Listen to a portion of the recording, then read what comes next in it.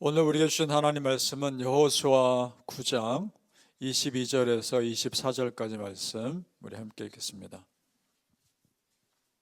구약 성경 여호수아 9장 22절에서 24절까지 구약 성경 333페이지에 있습니다. 여호수아 9장 22절에서 24절까지 우리 찾으신 줄 알고 우리 22절부터 24절까지 함께 읽겠습니다. 시작. 여호수아가 그들을 불러다가 말하여 이르되 너희가 우리 가운데 거주하면서 어찌하여 심히 먼 곳에 왔다고 하여 우리를 속였느냐. 그러므로 너희가 저주를 받나니 너희가 대를 이어 종이 되어 다 내 하나님의 집을 위하여 나무를 패며 물을 깃는 자가 되리라 하니 그들이 여호수아에게 대답하여 이르되 당신의 하나님 여호와께서 그의 종 모세에게 명령하사 이 땅을 다 당신들에게 주고 이 땅의 모든 주민을 당신들 앞에서 멸하라 하신 것이 당신의 종들에게 분명히 들리므로 당신들로 말미암아 우리의 목숨을 잃을까 심히 두려워하여 이같이 하였나이다. 아멘. 오늘 새벽에 예배하신 하나님의 은혜가 우리 성도님들께 함께 하시기를 예수님 이름으로 축복합니다. 아멘.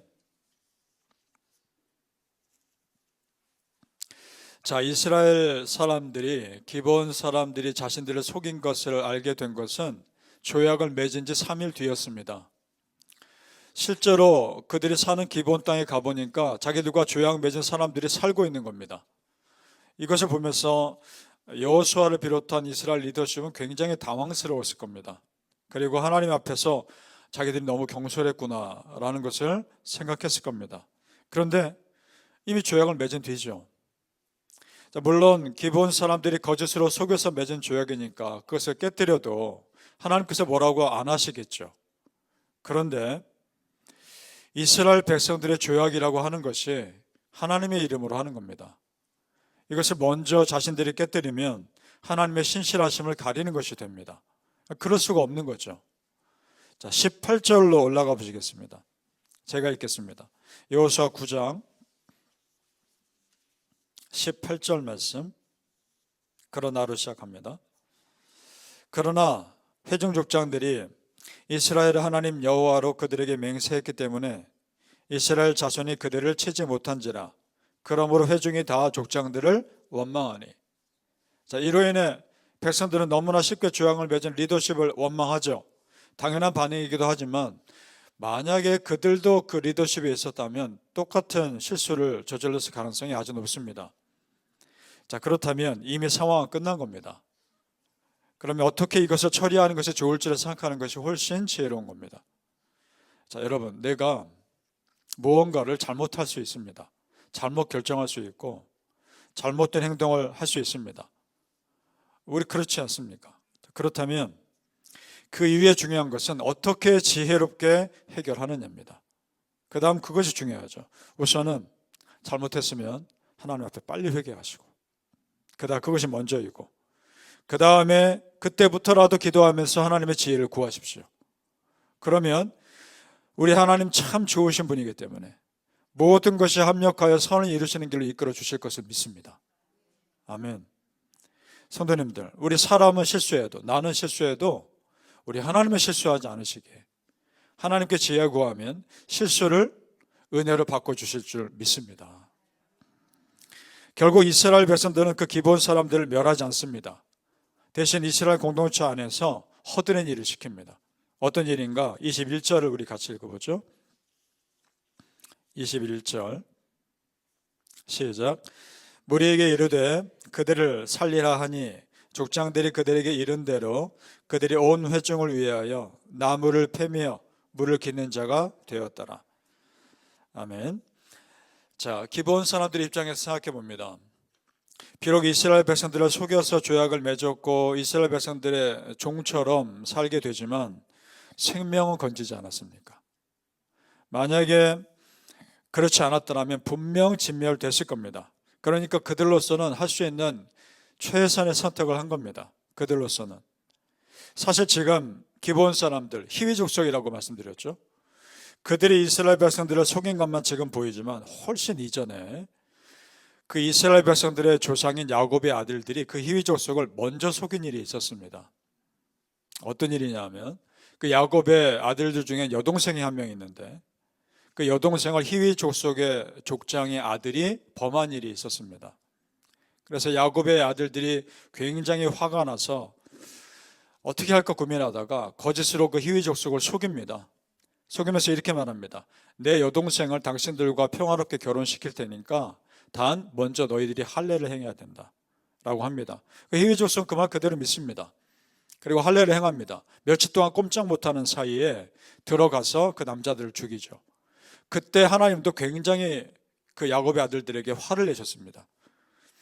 자, 그런 일이 있었습니다.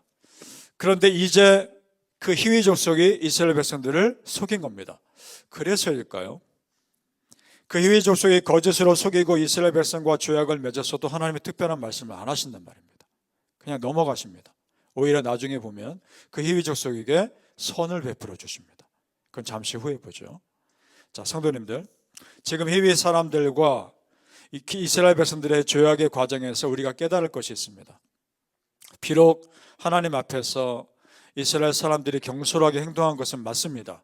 그것은 잘못했죠. 그런데 그 다음이 중요해요.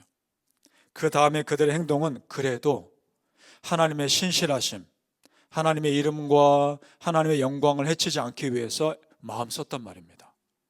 그것이 중요합니다. 자, 그러니까 성도님들 이런 겁니다. 하나님의 신실하심은 믿는 자들의 삶으로 드러나는 겁니다. 자, 생각해 보세요. 세상 믿지 않는 사람들이 우리 하나님 좋으신 분이라는 거, 신실하신 분이라는 거 어떻게 알겠습니까? 우리 하나님 믿는 사람들의 삶으로 나타내는 겁니다. 즉 나의 말과 행동을 보면서 우리가 믿는 하나님이 어떤 분인지를 그들이 알게 되는 겁니다. 바라기는 우리 성도님들, 하나님 믿는 나의 삶이 자연스럽게 세상에 영향을 준다는 것을 아시고 매 순간 믿는 자로 사시기를 예수님 이름으로 축복합니다. 아멘. 자, 기브온 사람들 히위 족속을 다른 관점에서 보면 그래도 그들은 하나님 품으로 먼저 들어온 사람들입니다. 그 다른 관점에서 보면. 그러면 그들이 여호수아에게 뭐라고 하는지 보죠. 24절 말씀 제가 읽겠습니다. 24절.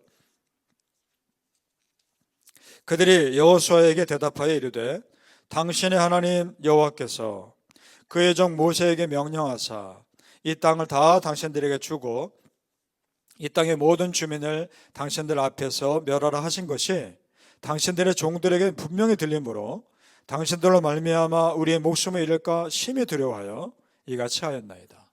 자, 그럼 보세요, 여러분. 어떻습니까? 기브온 족속은 적어도 하나님이라는 존재를 믿은 겁니다. 하나님의 역사하심을 인정하고 있는 겁니다. 자, 그러면 똑같이 또 다른 가나안 족속의 다른 족속들도 그런 소식을 듣고 두려워하는 것은 마찬가지였을 거란 말입니다. 그런데 하나님 품으로 돌아온 족속은 기브온 족속밖에 없었던 거죠. 기브온 사람들밖에는. 그러니까 성경 역사에서 하나님 품으로 들어온 이방인들을 하나님은 다 품어주셨습니다. 오늘 기브온 족속도 마찬가지죠. 예를 들어 또 누가 있습니까? 여리고성을 정복할 때 정탐꾼을 숨겨두었던 여인 라합. 나중에 훗날 보면 그 시어머니와 함께 이스라엘 땅에 돌아온 그 며느리 룻, 모압 사람 룻. 하나님은 그들의 생명을 건져줬을 뿐만 아니라 그들의 삶을 도와줬을 뿐만 아니라 나중에 어떤 축복을 주십니까? 예수님의 족보에 그 여인들이 들어갑니다.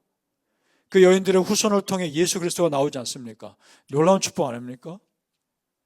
그러니까 성도님들, 이방인이든 유대인이든 사실은 상관없는 겁니다. 하나님 품에 들어오느냐 그렇지 않느냐가 중요한 겁니다. 성도님들 평생토록 하나님 품에 거하시길 축복합니다. 기브온 사람들도 비슷한 은혜를 누립니다. 이스라엘 백성들이 기브온 사람들에게 허드렛 일을 시켰다고 보았죠? 그런데 그것이 허드렛 일만이 아니라는 겁니다.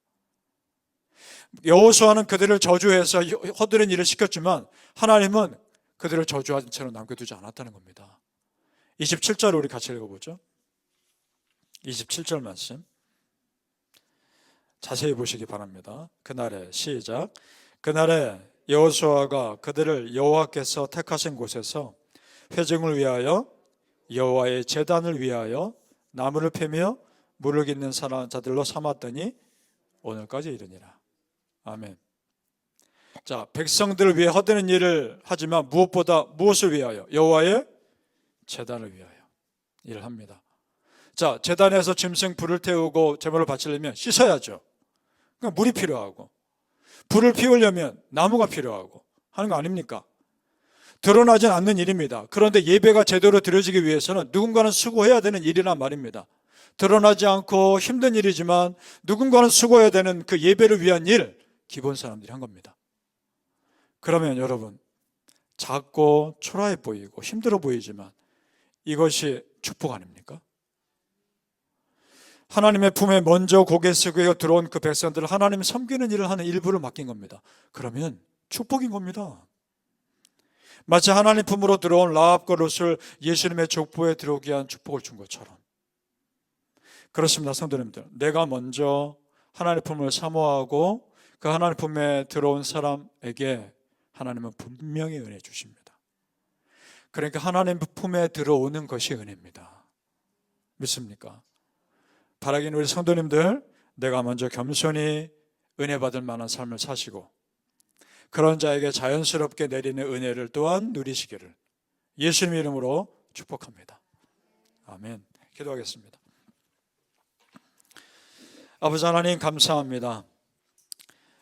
하나님을 위해 허드렛 일을 하는 것이 아니요 예배를 위해 귀한 일을 하는 것임을 봅니다. 그것은 기본 사람들에게 축복이었음을 압니다.